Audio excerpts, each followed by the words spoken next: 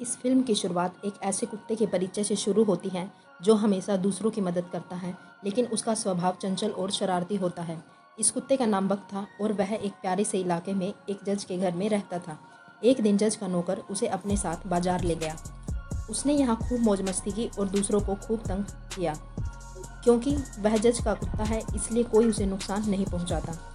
उसे देखकर एक आदमी कहता है कि यह तो बहुत अच्छी नस्ल का कुत्ता है और कनाडा की सोने की खान को ऐसे ही कुत्ते की ज़रूरत है। जज का माली भी यह सुन रहा था। इसके बाद हमें दिखाया जाता है कि आज जज का जन्मदिन था। जब बक बच्चों को जगाने जाता है, वह बुरी तरह से उनके बिस्तर में घुस जाता है और वहाँ गड़बड़ शुरू कर देता है। बक बहुत बड़ा है, इसलिए बक के चलने से पूरा घर कांप उठता है। और अब रसोई में जज की नौकरानी स्वादिष्ट भोजन बना रही थी, लेकिन जब बक आता है तो वह उसे छिपा देती है ताकि बक यह भोजन न देख सके, क्योंकि वह जानती है कि अगर बक ने सब देख लिया तो वह सब कुछ खराब कर देगा।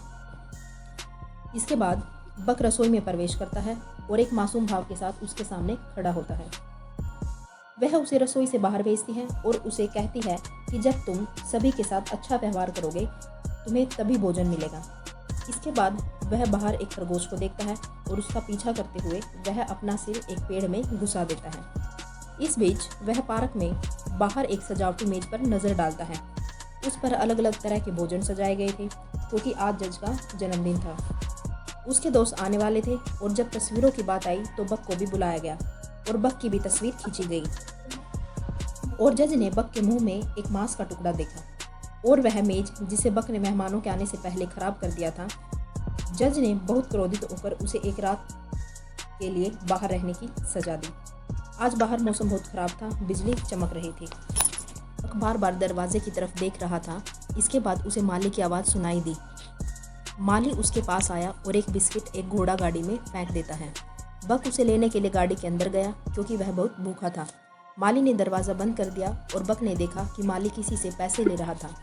वह समझ गया कि उसने उसे बेच दिया है, उस आदमी को जो बक को देखकर उसके बारे में बात कर रहा था।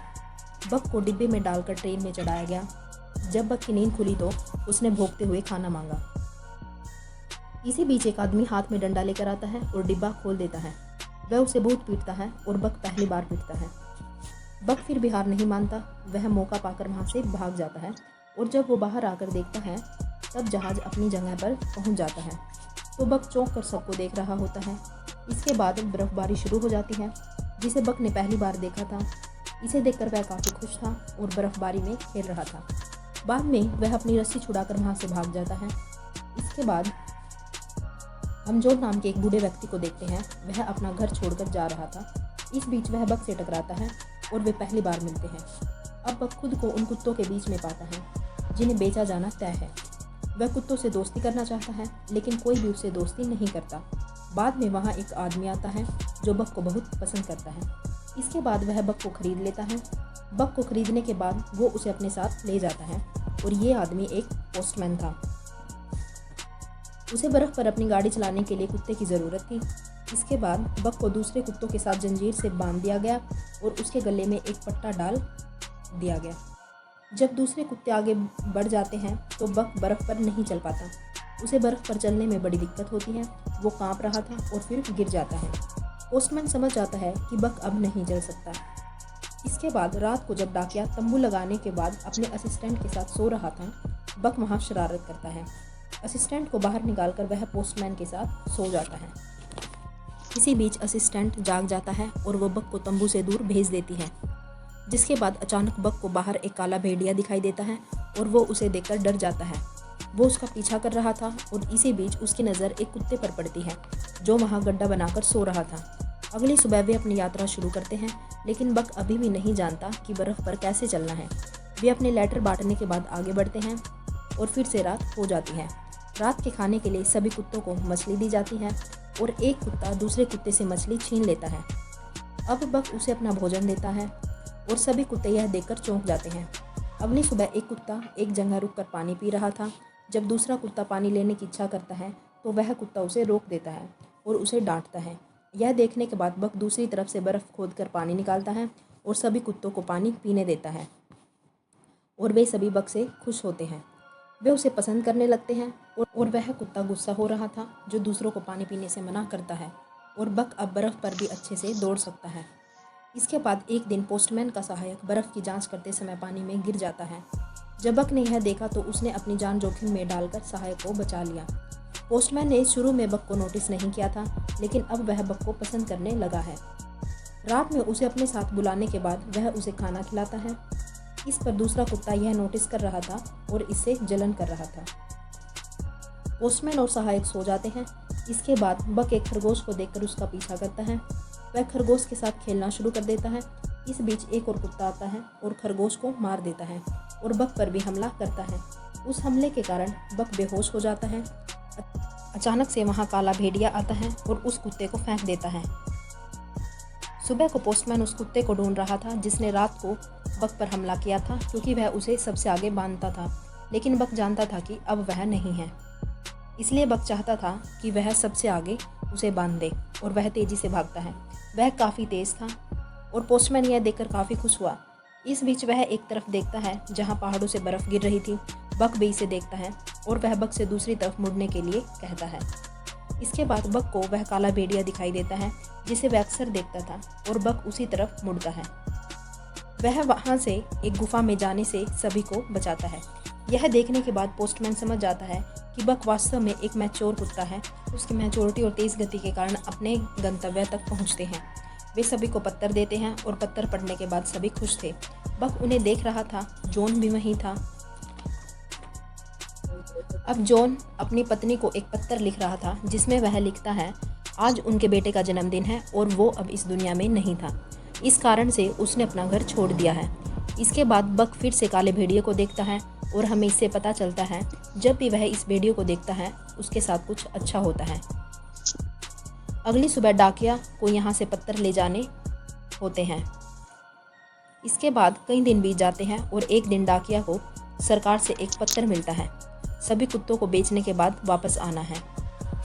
उसे बुरा लगता है क्योंकि उसे ना चाहते हुए भी सभी कुत्तों को छोड़ना पड़ रहा है। वह और क्या कर सकता था। अब वह वहाँ से चला जाता है और सभी कुत्तों को पीछे छोड़ देता है। वहाँ एक अमीर आदमी सभी कुत्तों को खरीद लेता है। वह आदमी सोने की तलाश में था। उसके पास बहुत ज़्यादा सामान होता है। वह उस तरफ निकलने को तैयार था। उधर जॉन भी वहाँ जाने को तैयार होता है। वह अमीर आदमी से कहता है वहाँ जाना खतरे से कम नहीं। रास्ते में बक की हालत ख़राब हो जाती है और वो बेहोश हो जाता है। अमीर आदमी उसे मारने ही वाला था कि जॉन वहाँ आ जाता है। जॉन उसे समझाने की कोशिश करता है कि वो आगे न बढ़े, लेकिन सोने के लालच में अमीर आदमी काफ़ी पागल हो चुका था और किसी की नहीं सुनता। जॉन बक को उसके चंगुल से आज़ाद कराता है और अपने घर ले जाता है। 2 दिन बाद जब बक होश में आता है तो जॉन उससे कहता है, तुम्हारे सारे साथी मर चुके हैं और अब तुम आज़ाद हो। तुम जहाँ जाना चाहो जा सकते हो, पर वो कहाँ जाएगा। बेचारे बक के पास तो कोई घर भी नहीं है। इसके बाद एक दिन जॉन शराब पीने के लिए बार में जाता है और बक उसका पीछा करते हुए वहाँ पहुँच जाता है। वहाँ भी वही अमीर व्यक्ति आता है जो जॉन पर हमला कर देता है, क्योंकि वो बक को उसके दूसरे साथियों के साथ जाने नहीं देता। नतीजन वो सब मारे जाते हैं। जब बक ये देखता है तो वो उस पर हमला कर देता है।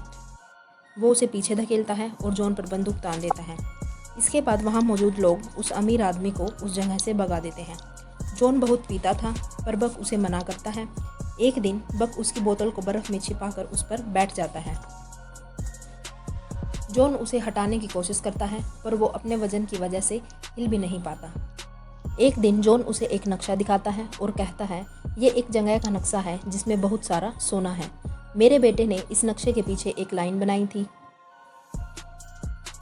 हम इस लाइन पर चलेंगे, चलो हम भी चलते हैं सोना ढूंढने। वे दोनों कश्ती में बैठते हैं।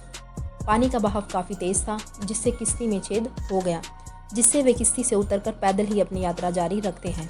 उन्हें एक घर मिलता है और वे उसे देखकर खुश हो जाते हैं। दूसरी तरफ वह आदमी, अमीर आदमी जो सोने की तलाश में था, जॉन को मारने के लिए उसके घर जाता है।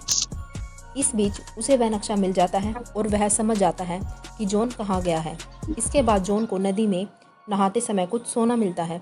वह बहुत खुश होता है और उसे एहसास होता है कि वे सही जगह पर पहुंच गए हैं। बक उसे देखकर पानी में कूद जाता है और वह अपने मुंह में एक पत्थर डालता है और जॉन कहता है, नहीं, यह वह नहीं है।